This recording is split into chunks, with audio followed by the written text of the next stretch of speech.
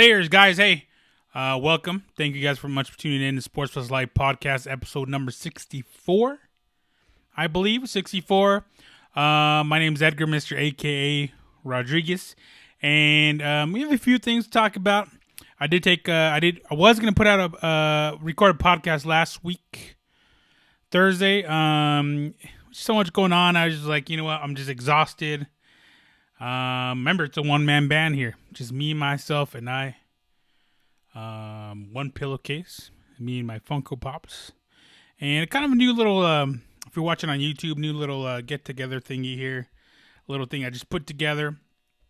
My little George St. Pierre. I still have Ric Flair. I have a whole lot more. I got to know what to do with them. There's so many. Oklahoma Sooners helmet here. The Denver Nuggets hat, which I'll definitely get to. It's there on purpose. It's not there for... It's there for a reason. Denver Nuggets helmet. It's actually a piggy bank. You put a little quarter in here, and it's supposed to make noise. Right now, shocking. There's $0 in there. Then we have obviously my Von Miller that my baby girl gave to me, and then Biggie, dun dun dun dun dun, Biggie pop up. But yeah, more to come. I'm trying to spaz it up a little bit. As time goes on, and probably a little bit different equipment. It's a little compact here where I'm at, so yeah, we'll figure it out. But anyways, just a lot of stuff to get into. I definitely wanted to talk about Lionel Messi. News broke last week. He wanted to leave Barcelona, put his transfer request in. Those of you who don't know, a transfer request is just like a trade request. I demand to be traded. I request to be traded.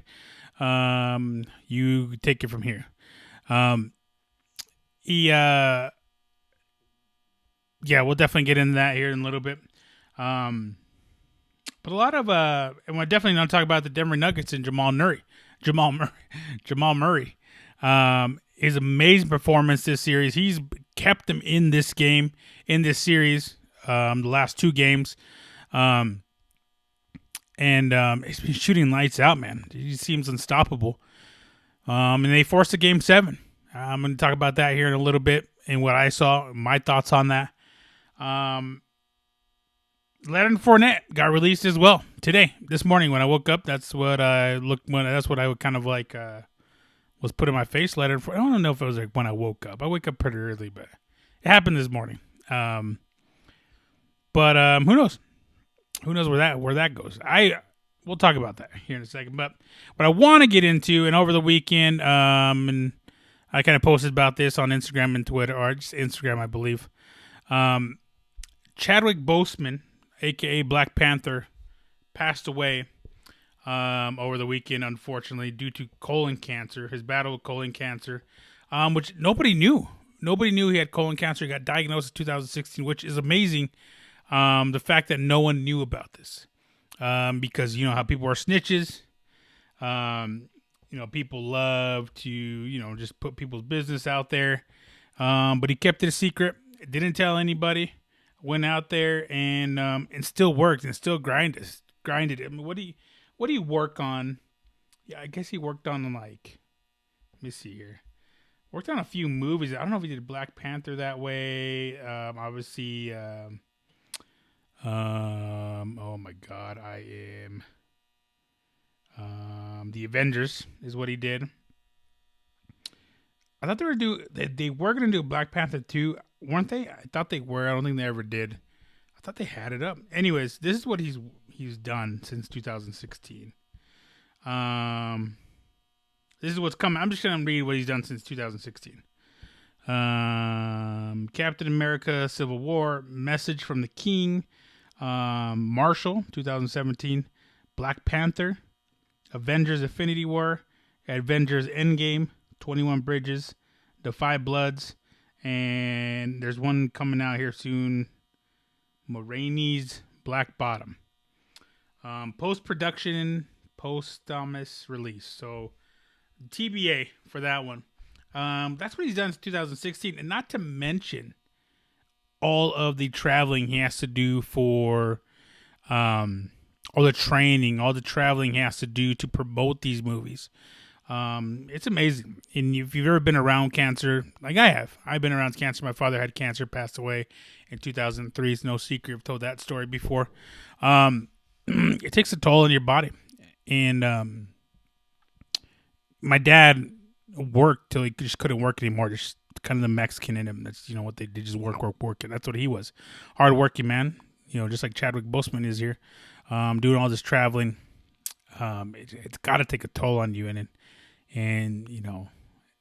I'm surprised that there's still no cure, or there's nothing that could have been done about this. As long as this disease has been around.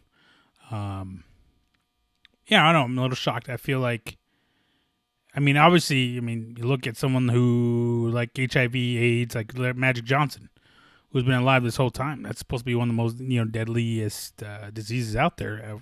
Within time, it'll take your life. But there's, obviously, you could live a long life with whatever Magic Johnson is doing. I don't know if it was in one of those late stages or the stages where you just can't catch it. I don't know too much about colon cancer. Just cancer is just shitty in general. I could do away with it. I hate cancer. If there's something I could eradicate from this world, it's going to be cancer. It's the first thing I'd fucking take.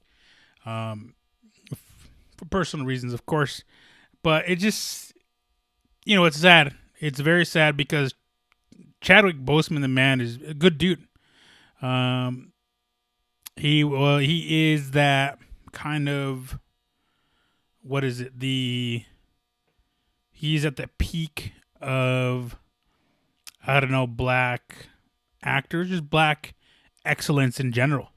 That Black Panther movie did a whole lot for the black community. Black kids, they had someone to look up to. It was he transcended a lot of things. It's even though he's playing a character, he did that character justice. He did, he performed so well. He made everyone a believer. This guy was real. Black Panther.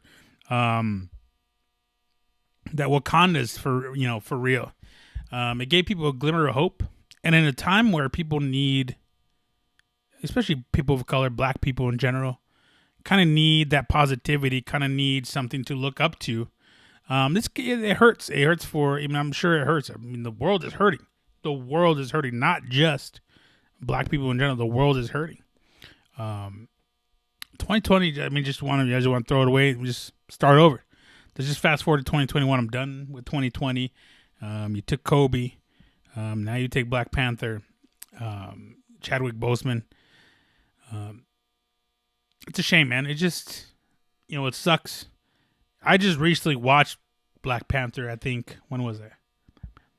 Back in March, like right before this pandemic, back in March. I remember I watched it at my friend Mo's house in Wyoming. And I was like, holy shit, this is such a good movie. I loved it. I love the movie. I love Killmonger. I'm a big Michael B. Jordan fan. It was such a good movie, yeah, and it was so taken back by how it, how it was put together. Everything would just look very, very cool. And it's a shame. I can't much say anything else about it other than it's a shame. The unfortunate part of life is that we all leave at some point. The fortunate part is that he left such a great impression on the world in general. He did such a good job. I remember watching him on The Express, the Ernie Davis story. I love that movie too. It was such a good movie. 42, the Jackie Robinson movie. So he's done some spectacular movies, sports movies. Sports Plus Life, that's what we talk about here. Draft Day. He was on Draft Day. He was a linebacker, I believe. I think he was a linebacker. I love that movie too. It's such a good movie. And he did good, obviously, in the Marvel Comics MCU. Is that how you say it? Marvel Comics Universe MCU movies as well. Marshall. Marshall was in a sports movie. I thought it was, but Marshall's the one with Thurgood Marshall, I think is what it looks like. And 21 Bridges just came. I never watched that movie. I have to check it out. But he's touched the world positively. I wish we could have more Chadwick Bosemans. Definitely was one of a kind, man. He's Good dude. And unfortunately, it's unfortunate what happened. A lot of people started clowning because all these pictures came out of him. He didn't look too good. But people don't. People love forming an opinion before they know the whole story nowadays, and that's unfortunate. But there's karma will get to those people eventually. So those people decided to make fun of him. I don't even remember seeing him at all. I remember seeing any of these pictures that people put out. I would have recognized what was going on right away, but because it happened to my father. I mean, it's whatever. Cancer sucks. But we do have, we got to move forward, and we remember this man, like we're remembering Kobe. Remember the positive impact he's made on everybody. We got to take those memories, of our loved ones. I guess I'm going to say it again. 2020 just sucks balls. But one thing I've learned is that, in these dark times, there's always a light at the end of the tunnel, and all of us are going to become stronger because of this. We're going to be stronger. We're going to learn. I hope we learn.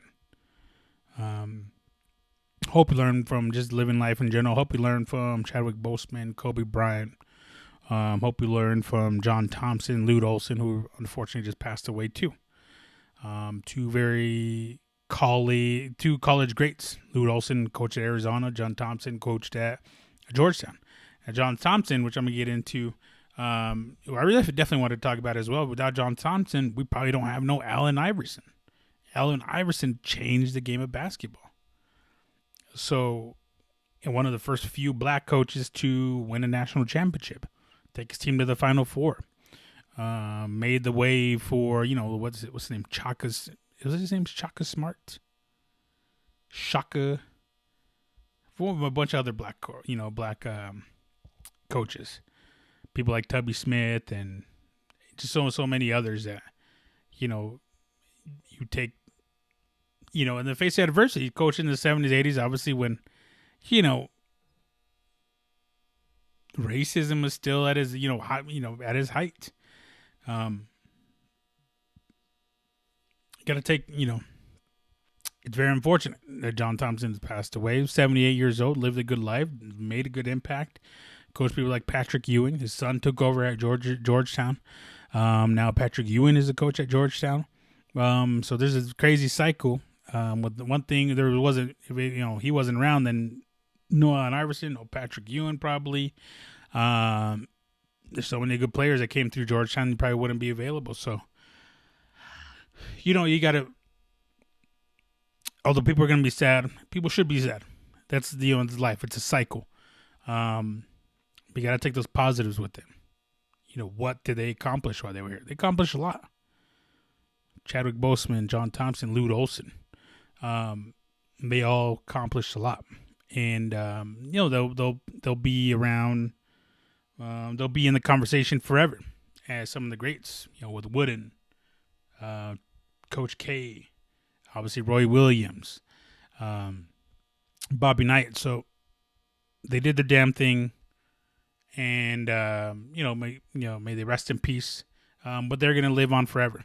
All of them, all three of them that I just talked about.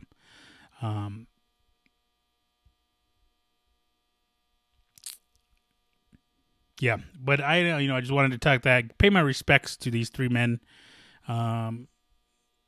who obviously lasted impact on everybody and myself included. So rest in peace to you three gentlemen. Your memories, your legacies will live on, and thank you, just thank you.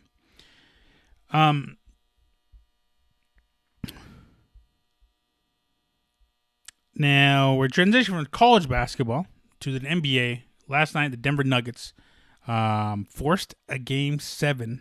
Well, today's Monday, the 31st, so the end of August. We're getting to September now. So this quarter, end of quarter 3, right? October, November, December. So October, November, December, quarter 4. Yeah, end of quarter 3 here coming up. If you guys that don't know, you guys know what quarters are? So January, February, March, quarter 1. April, May, June, quarter 2, July, August, September, quarter 3, and so forth.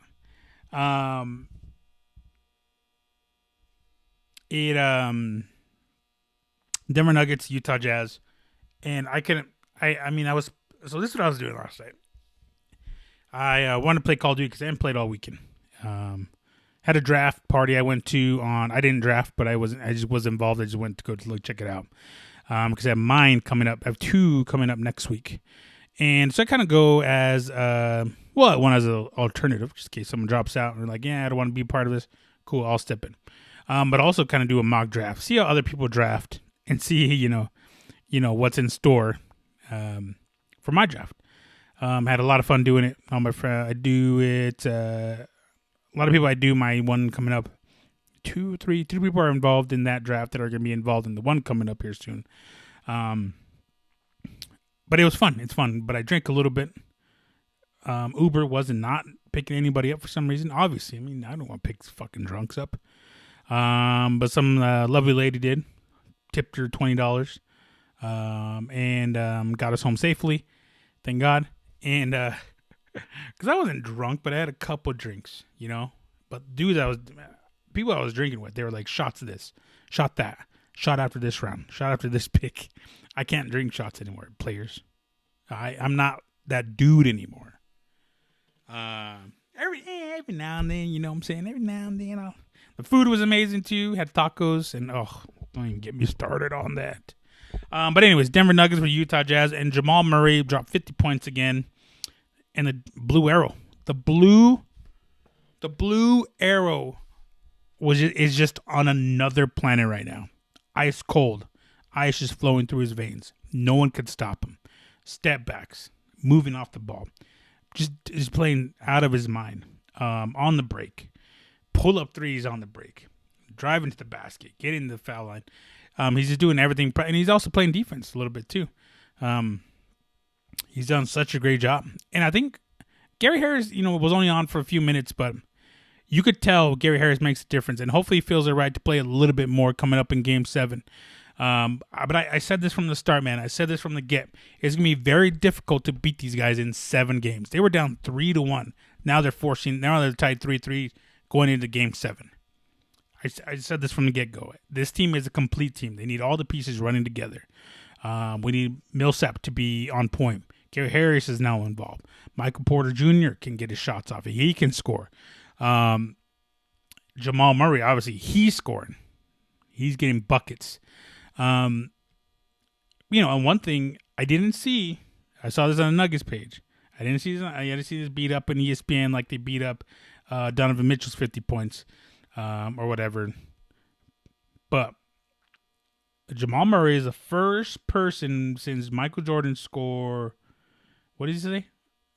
Like 50 or 40 plus points and like 10 assists or something like that in 3 straight playoff games. So something crazy like that, but I don't see ESPN beating it up like they did Donovan Mitchell. It's the whole, we are a small market team. And if we win this series, we're going to be noticed. Whoever wins the series does go on to play the Clippers. Now, the Clippers, they finished out the season last night. They ended up taking out Dallas Mavericks in game 6 last night. Lakers beat Portland pretty good. Someone said Portland put up a good fight. 4-1 is not a good fight. They won game 1. I had no doubt Lakers were going to finish this out. Lakers were going to win the game. LeBron James and Anthony Davis were going to come out and ball hard. Danny Green supporting. I just knew it was going to happen. I don't think that trade. I don't think there has to be a change there. I think with the big thing that they were missing, the Blazers in general, were missing Rodney Hood. Rodney Hood is that workhorse. If I'm not mistaken, comes off the bench, gets the rebounds, just works hard, gets open, passes the ball very well. They were missing a Rodney Hood out there for sure. Nurkic played well, but just wasn't as consistent. Obviously, Dame Lillard was very consistent, scoring a lot. Got injured, unfortunately. And CJ McCollum getting all the money he did wasn't CJ McCollum that he was last year in the playoffs. It's something about getting the bag, securing the bag. It weighs you down. You don't, the bag securing you. CJ McCollum wasn't the CJ McCollum. And I said this from the get. I said this last year around this time because all these guys were like, well, I want to take a rest because I don't want to play in the FIBA World Championship with representing my country. You know who did? Donovan Mitchell represented the country. You know what I'm saying? And Donovan Mitchell's a beast right now. Still scored. He still put 44 points up last night in the loss.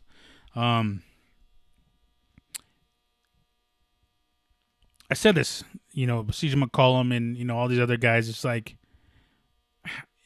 why wouldn't you want to get those reps for your country? You needed those reps. And now those reps are missed so badly because this season got cut short.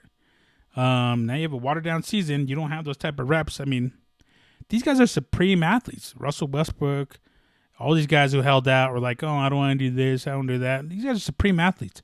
Soccer players play year round. Probably the most running. Probably the most in shape people in the world. Never complain. Never sit there and say, well, I need a rest. These guys play and play. Like just right here, coming up here pretty soon. So right now, 30 days in between seasons, I think is going to be going on for let's take Premier League, for example, 30 days. Not to mention, they also have to have international duties coming up, international friendlies. So what that means is that all those guys have to go to their international teams, play kind of like a Saturday to like Tuesday, Wednesday, go back to their clubs, play some more, practice, and play some more. It's called international breaks, and that's what they do. And they just play, man. I don't get it. I don't see why you wouldn't want those extra reps. Why you wouldn't want to be like a Michael Jordan, go on and win a championship. 2 weeks later, go on, play the Olympics, come back, win another championship the next year. It's the work ethic is not there. It's just not there for a lot of these guys. And it's showing. It's straight up showing. Blazers team is a prime example. It's just an ethic, just work ethic, whatever. Look at who else got swept? Look at the Sixers. I don't know what's going on there. They got swept. Oh, Brooklyn was riddled with injuries. The two best players weren't playing, obviously. So I'm gonna give them the pass. They didn't have anyone really playing for them. But just take a look around. I mean, it's just those. You're gonna need reps.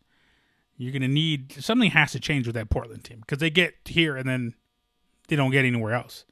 Maybe a coaching change. Maybe add more players.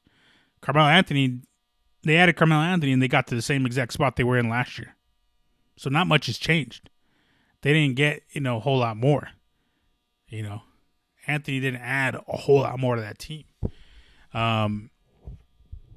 So I don't know what's going on, but I'm excited for Game 7 here coming up. I think it's, let me take a look here.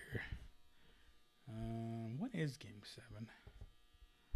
My phone, I don't know. My phone. NBA schedule. Rockets play Oklahoma City Game 6 tonight. In Miami, and the Bucks play tonight too. Pretty soon, actually. Yeah, within an hour they play. Denver and Utah play September 1st tomorrow at 6:30. And then Boston. Damn, they're already in the semifinals. Boston and Toronto in the semifinals already. Boston's up a game. I didn't even see that. What the hell happened this weekend? I didn't see that. What game is this one? Oh, yeah, the other one, Milwaukee-Miami. That's Game 1. Oh, shit. So, semifinals are starting on the East. I always said, you could take a look. Just look at this. The West is going to be the most competitive. The champion's going to come out of the West. Look at the East, man. It's just like they're already starting their semifinals.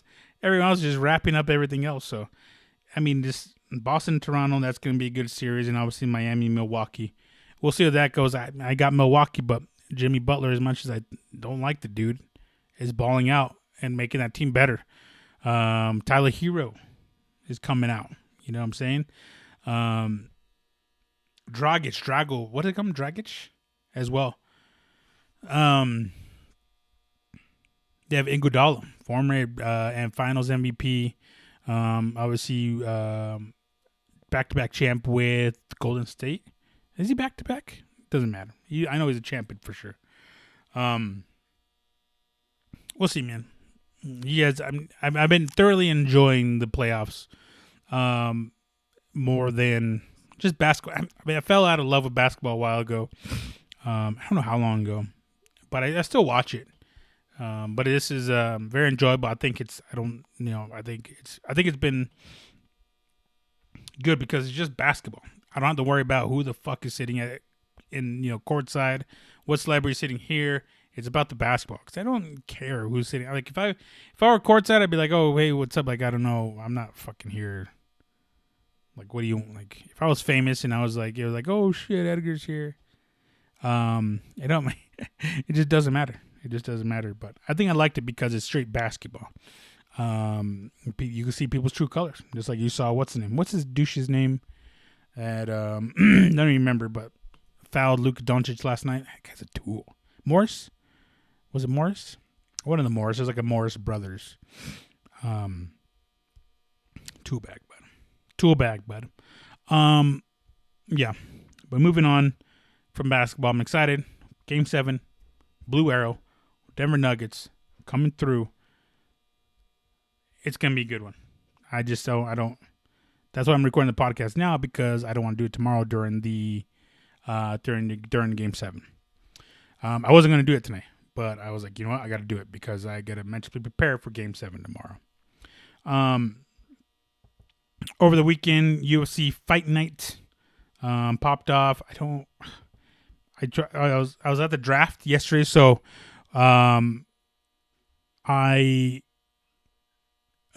draft Saturday. So I was at the draft Saturday and was trying to follow the fights as much as possible. People are like, what are you doing? I'm fucking watching fights. That's what I do. I just watch fights. If you guys follow me on Instagram, MRAKACO or Sports Plus Life, or Twitter, MRAKACO, Sports Plus Life, you'll see that Uncle Edgar posted, I'm always at the fights. I'm the only one around the TV. Everyone else is chilling. I got to watch these fights one way or another. I was watching on my phone. I was like, yo, let me log into my ESPN Plus. Let me watch this shit. He's all right, bet. Turn it on for me. So Anthony Smith versus Alexander Rakic. Rakic fought how I figured he was going to fight. This fight was pretty close. I did do a little bit of write-up on sportsbetteradvice.com. And I picked 3 out of 4 fights right. This is the one I didn't pick right because I think Anthony Smith always has a puncher's chance. But what Rakic did off the rip was just ripping leg kicks onto Anthony Smith and just rocked him. I mean, he was just ripping him. These were heavy kicks. And eventually knocked him down with one of the leg kicks, got on top of him, and controlled the fight pretty much the same way all fight. He fought very, very well. Against a tough opponent, a former title contender. So you got to watch out for Rakic. I don't know what's next for him. I mean, the fight was okay. It wasn't anything to write home about. But it just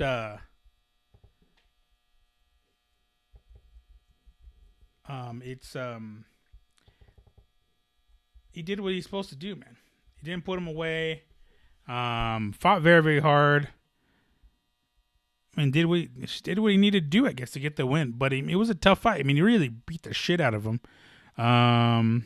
Where's it at here? I'm going to look at who can fight him next. Like, who would be... Because right now, Dominic Reyes, Thiago Santos, Jan Blachowicz, Glover Teixeira. That's a good fight. I like that Glover Teixeira fight. Glover Teixeira, isn't he fighting someone here soon? He's fighting Santos, yeah. Teixeira and Santos are fighting. You just beat Anthony Smith, who's in number 5. So you definitely see him moving up top 5. Now, there's a Jiri Prohaska, who's for some reason number 6 already after one fight in the UFC. He's number 6 in the UFC at light heavyweight after one fight. Did he fight very well? Hell yeah, he did. That would be an interesting fight because I saw Rakic, and right away I thought Prohaska. The way that Prohaska fights, very, very weird, very, very effective. I would love to see that fight. That's going to be a very good fight to see. There's no one else you could see him, you could put him up there with. There's no one else. You have to throw Rakic in there, probably Prohaska. The winner of that, probably, I don't know. We'll see. Because that Glover Teixeira and Thiago Santos fight, title implications. Because Dominic Reyes and Jan Blachowicz are going to be fighting for the championship belt here next month, I believe. Interesting times, especially the light heavyweight division. I don't know. I don't know if you can see anyone moving down or moving up to that division. But right now, that top 8 is very spoken for. All these fights are spoken for. I think Prohaska versus Rakic is the one you have to make next. Tough to say. Everything has to play out. Time will tell. You guys know the slogan. One of the slogans here. Time will tell. Keep your eye out for the championship fight coming up here pretty soon. Gotta feel for Anthony Smith. He says he was gonna talk it over this team. What happens? He just took a beating, man. He just got caught. Took a beat down. This happens. And I kind of felt it was gonna happen that way. Only reason I ever took Anthony Smith was for the betting odds. He was obviously he was the underdog coming in.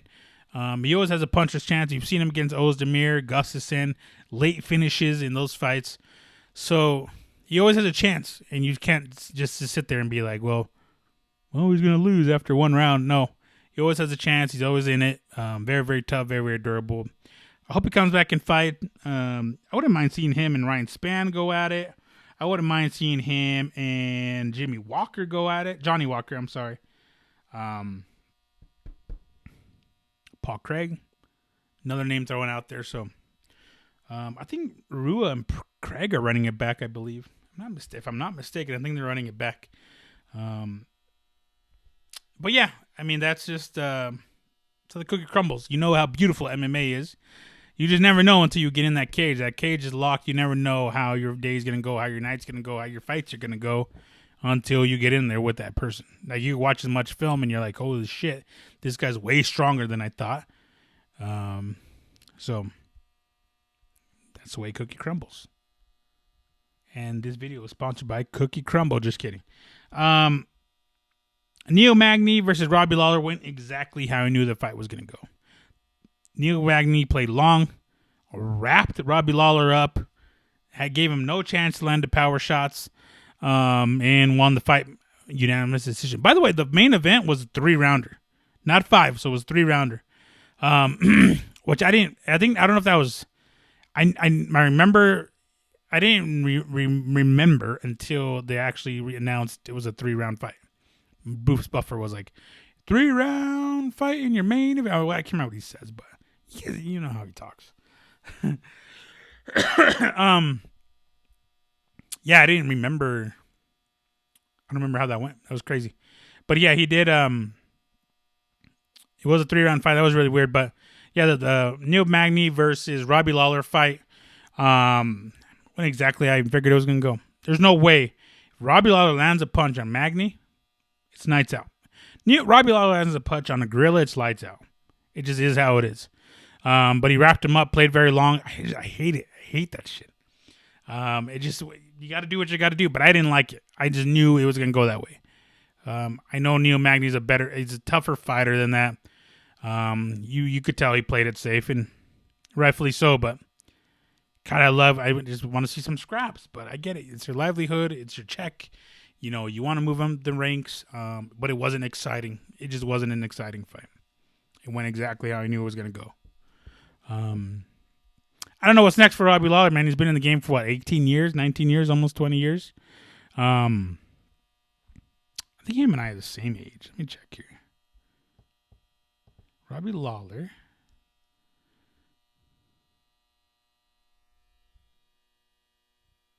He's a couple years older than me. But let me see when he started fighting. 2001. April 7, 2001. So he was what? 19? Yeah, he was 19 there. So he's been fighting almost 20 years. Almost 20 years he's been fighting. I mean, and he won a lot too. He lost to Pete Spratt. We all know Pete Spratt here, San Antonio. What up? He lost to Nick Diaz, Evan Tanner. Can't believe he lost to Mayhem Miller. But he's also beat the likes of. Let me show you who he's beat. Okay, that way we're not gonna discredit him. Chris Lytle, tough dude. Indianapolis, stand up. He's beat. Let me see here. Where's it at? Joey Villasenor, tough dude. Frank Trigg, another tough dude, knocked him out. Beat Murillo Rua. That's Ninja Rua. That's the other Rua. That's the other Shogun Rua brother. Scott Smith beat the brakes off of him. Beat Melvin Maynooth, one of the most memorable knockouts I have ever seen. Maynooth was tearing his leg up. And I think in the third round, Robbie Lawler just throws a right, I believe, or a left, and Maynooth goes 9-9. And the fight was over just like that. I mean, Maynooth was winning that fight. It was cruise control, beating the leg up, just like that, put his lights out. So that's why Magny fights the way he did. I would.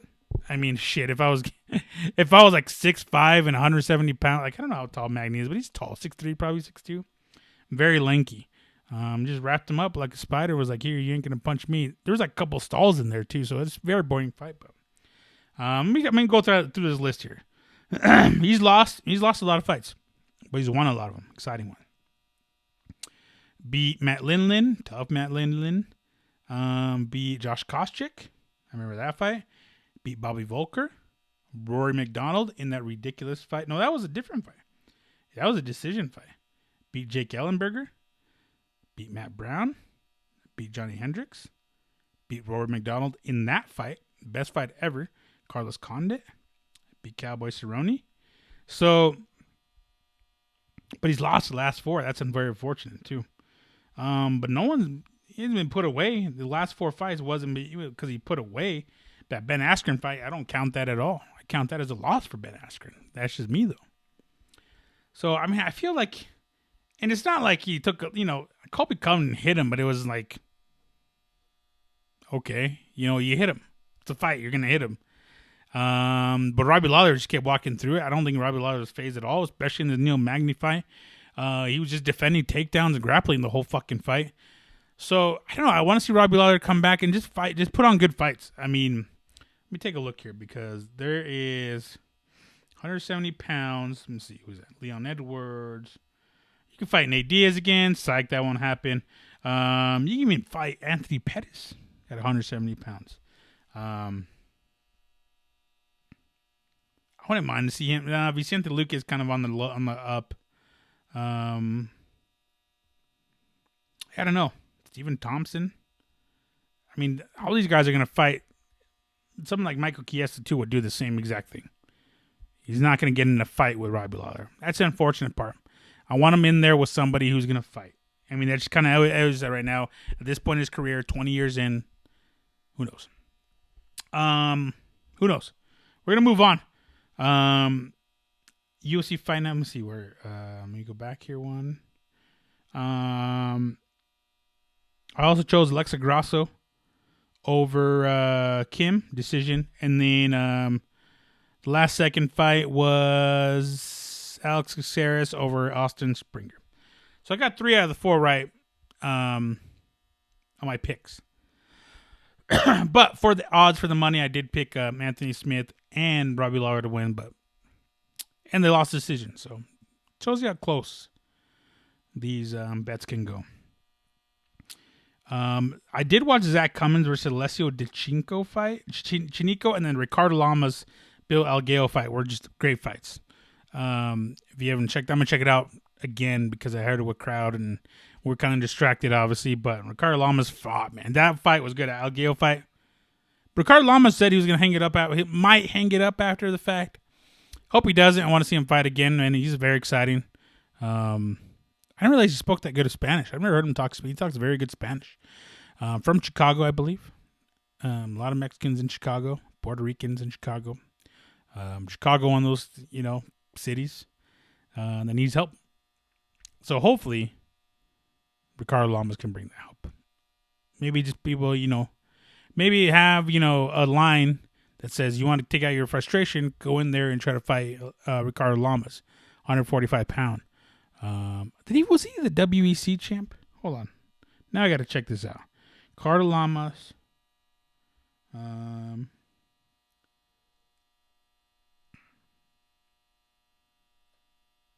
don't know if he was WEC champ. I don't think he was.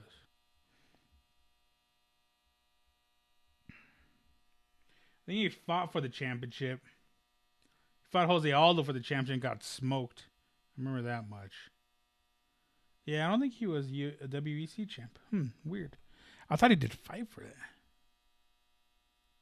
Featherweight debut. No. Huh.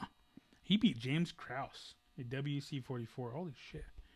You remember James Krause? I think we were talking about James Krause. Is that the James Krause we're talking about?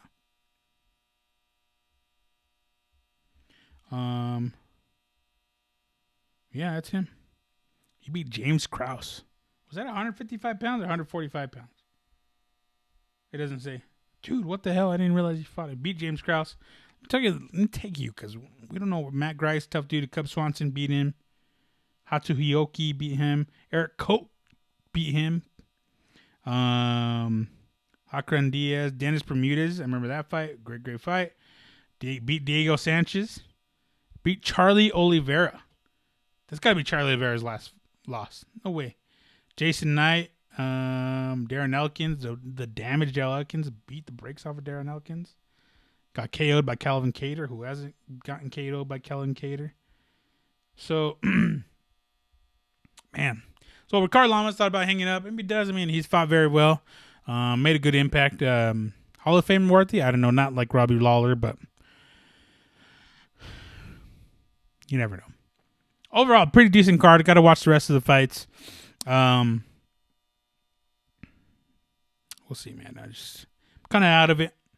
Trying to. Like I said, I wasn't gonna record, and last second I was like, I'm gonna record. Couple things, just real quick, and I'm gonna end on a couple things. Leonard Fournette released by the Jaguars this morning. I know somebody did pick up Leonard Fournette late in the draft that I was at. Who knows where he's going to go, man? I don't know what it is with Leonard Fournette. I never sat there and watched him at LSU. Was like, this guy is going to make an impact in the NFL. He had a pretty decent year last year. But yeah, I never sat there and was like, Leonard Fournette's going to make an impact with a lot of people coming out of college. I wasn't sold on Leonard Fournette. There's nothing about Leonard Fournette that I was like, yeah. But he wasn't happy with the Jaguars for whatever reason. I'm sure I could look it up, but I just don't give a shit right now. I don't care. But they released him because they couldn't get a third rounder for Leonard Fournette. Somebody knows something that we don't know. Leonard Fournette is supposed to be this amazing running back, top tier running back, and hasn't really, I don't know, maybe fought a couple injuries here and there, but probably hasn't lived up to expectation. They just released him. See ya. Good luck. We're moving on. I don't even know. Let me take a look here. I want to see now. I kind of want to find out what the Jaguars. There it is. It just kind of popped up by itself. Depth chart. Who's the running backs?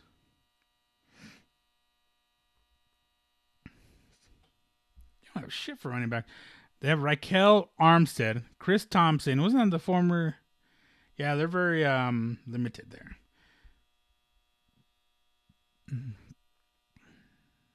Yeah, I don't. Gordon Minshew is going to have a hell of a time in his second year. There's going to be a whole lot of Gordon Minshew magic going on. DJ Chark Jr. is very promising. D.D. Westbrook, obviously, from Oklahoma. So, of course, he has Tyler Eifert.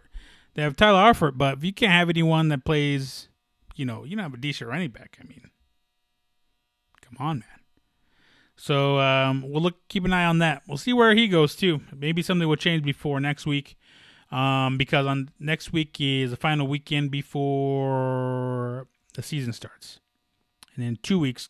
Well, college football technically popped off this weekend, but like the big teams play in 2 weeks, I think.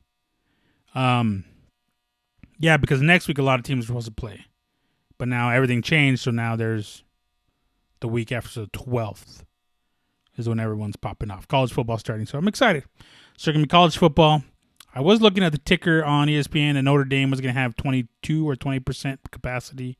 Only the faculty, students, parents maybe? I'm not 100% sure. I didn't see that. I think Notre Dame is going to take part in the ACC, it looks like.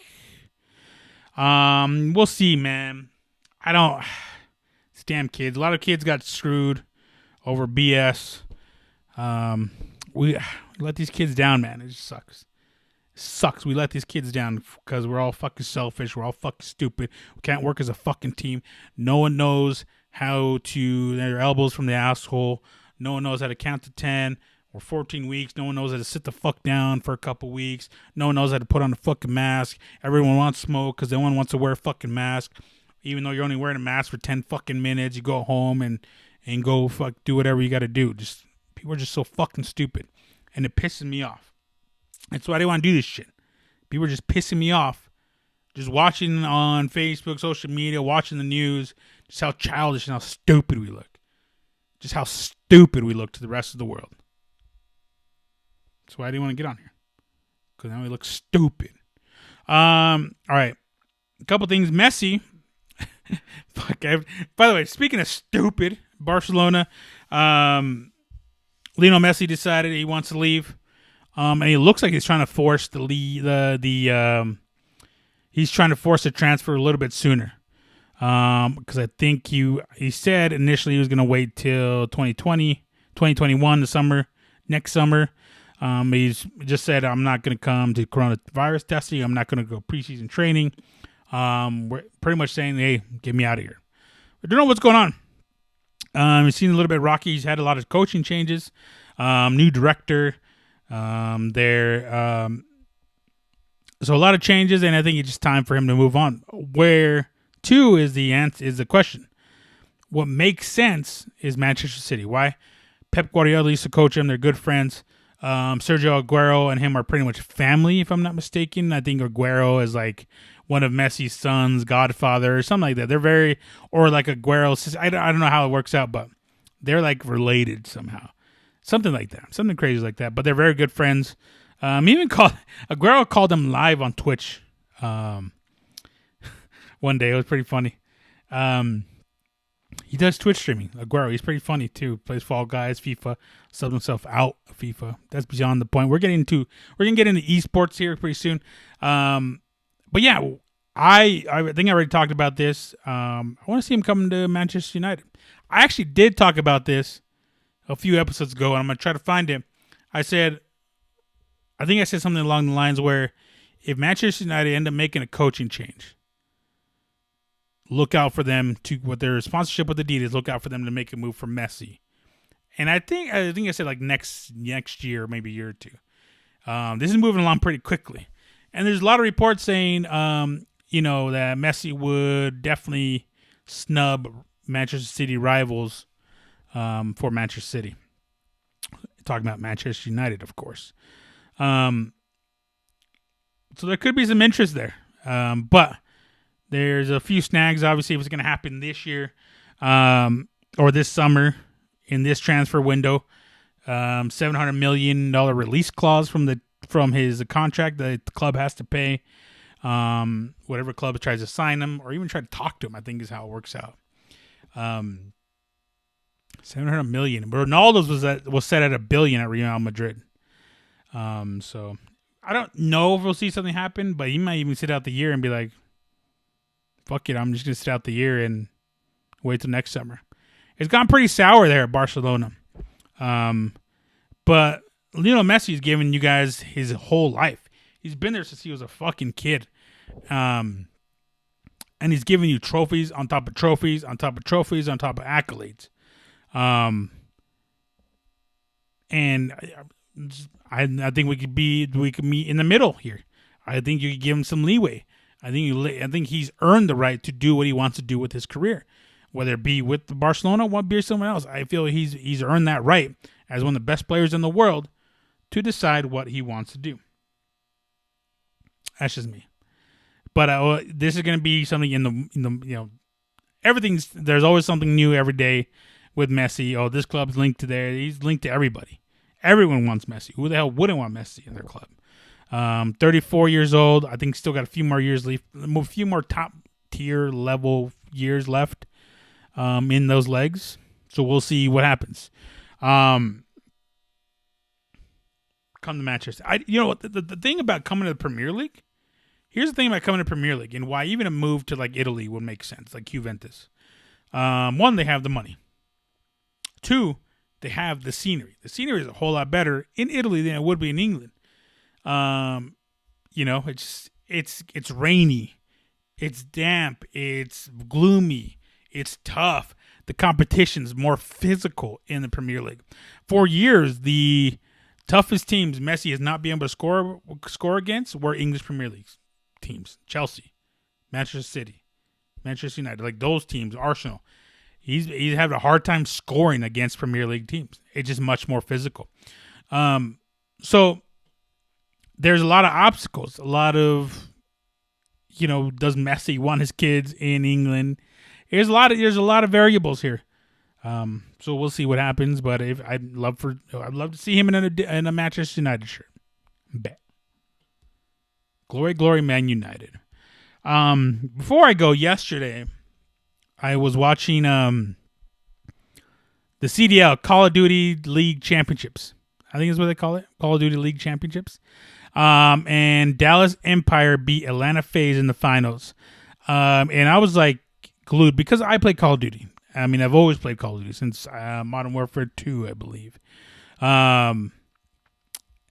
And it's crazy, man. These guys are babies. They all look like kids. They're probably no older than 21, 22 years old. Some of them probably 15, 16 years old. These guys are all babies. But it's crazy how they move in the game. How they move. It's just a map awareness. Their communication. If you guys have never heard a CDL game, comms is what they call it. Communication. It's constant. Left, right, left map, always in the high rise. Oh, it's constant, blah, blah, blah, yap. If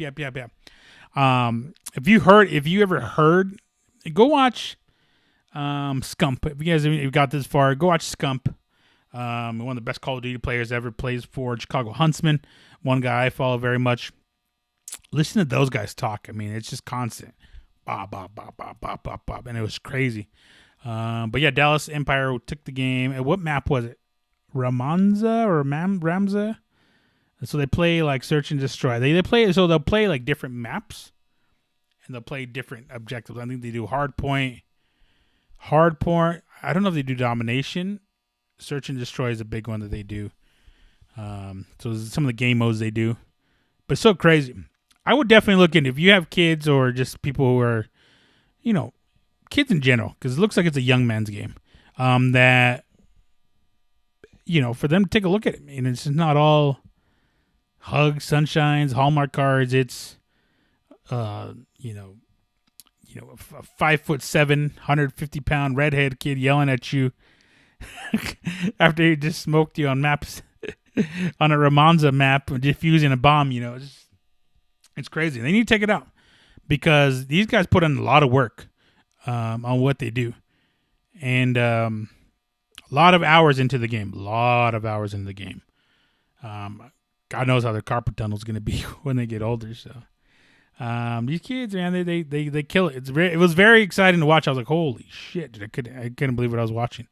Very exciting too, depending on who commentates as well. So if you get the right people commentating, man, you're like, holy shit, this is so cool. Check it out. If you guys played video games, people that do, let them know. CDL Championships. CDL playoffs in general. Just any of those games is pretty cool. But yeah, I want to talk about that real quick. But speaking of Call of Duty, I will be streaming tomorrow, which will be, I don't know when you're seeing this, but I'm pretty much going to stream Tuesday to Friday. Tuesday to Friday. I'm going to start getting on that schedule Tuesday, Friday. So find me, twitch.tv/MRAKACO, Instagram, MRAKACO, and Twitter, MRAKACO. And then Sports Plus Life on Instagram and Twitter as well. And YouTube, Sports Plus Life. Holla at your boy. That's it. I just want to get my 2 cents in, as always. Don't forget to register to vote. And, hey, I love you guys. Stay up. Take care of each other. Holler at your boy. And you know the slogan. I will see you guys. I'll catch you guys next time. Sports for Life podcast episode number 64. I'll see you on 65. Late.